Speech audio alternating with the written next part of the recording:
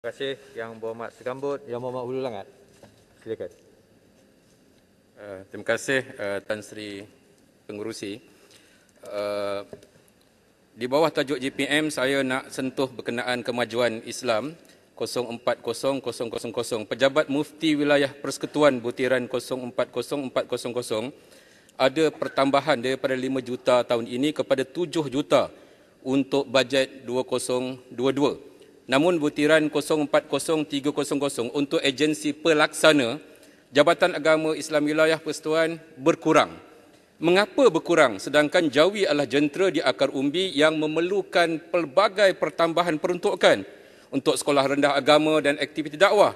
Sepatutnya guru-guru SRA dilengkapi dengan gadget dan komputer riba, bukan sahaja untuk persiapan jika wabak melanda semula, tetapi mutu pembelajaran sekolah agama harus ditingkatkan dengan bantuan alat mengajar terkini.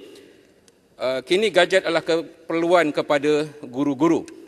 Saya tidak nampak keperluan untuk pejabat mufti untuk ditambah 2 juta lagi, sama ada untuk terjemah buku dan kitab-kitab ataupun untuk memastikan fatwa tidak hilang daripada senarai fatwa-fatwa yang ada di JAKIM itu. Butiran projek 03400 untuk kompleks latihan Islam dan tahfiz hanya diperuntukkan sebanyak 2 juta bagi bajet 2022 berbanding 5 juta untuk bajet 2021. Apakah kompleks tahfiz dah tak penting lagi seperti dulu? Seterusnya, butiran 030000 pengurusan kehakiman dan perundangan. Sewaktu Kerajaan Pakatan Harapan menjadi kerajaan, kami telah melaksanakan Akta Profesion Guaman Syar'i Wilayah Persekutuan 2019 dan telah diwartakan. Tentunya untuk memudahkan penubuhan Majlis Peguam Syar'i seperti Bar Konsul, tentunya memerlukan peruntukan khas.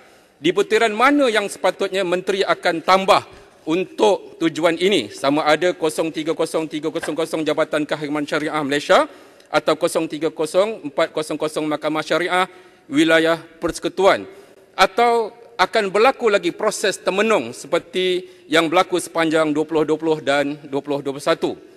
Pemodenan pengurusan dan integriti 050000 untuk mampu kod 2000 perbelanjaan perkhidmatan dan bekalan dilihat berkurang sangat ketara daripada 43 juta untuk bajet 2022 berbanding 71 juta untuk tahun 2021. Bukankah di zaman wabak ini lebih banyak urusan kajian dilakukan dalam talian yang memerlukan peranti serta perkhidmatan komputer, digitalisasi dan internet?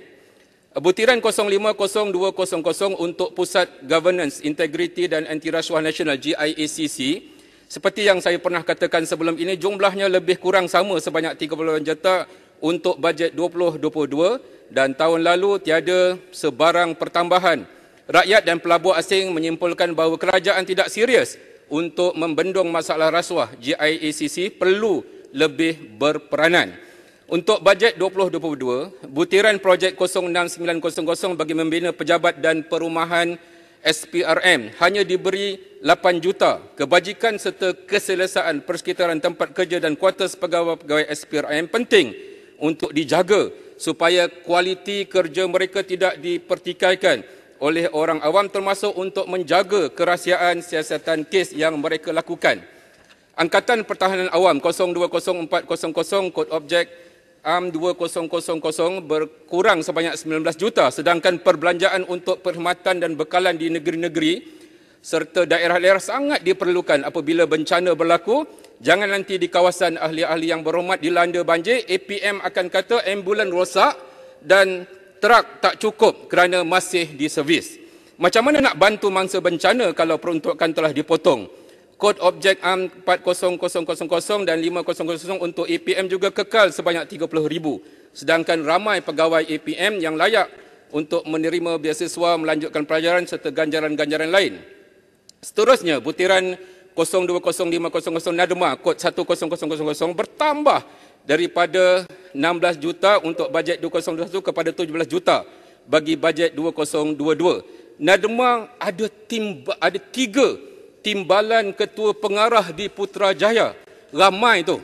Kalau 2 timbalan ketua pengarah ini dihapuskan ataupun dipindahkan, tentunya gaji timbalan ketua pengarah ini dapat menampung puluhan pegawai APM di daerah yang layak untuk dinaikkan ke grade 41 yang sentiasa bersedia melaksanakan tugas bencana 24 jam sehari.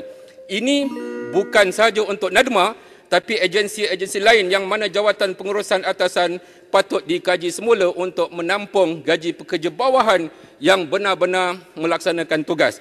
Saya juga masih mendesak supaya kerajaan perlu memberi peruntukan ahli parlimen yang sama rata kepada seluruh ahli parlimen, sama ada pembangkang maupun kerajaan. Apatah lagi ada 3 kumpulan yang tak dapat peruntukan ahli parlimen itu. Sekian, terima kasih. Terima kasih.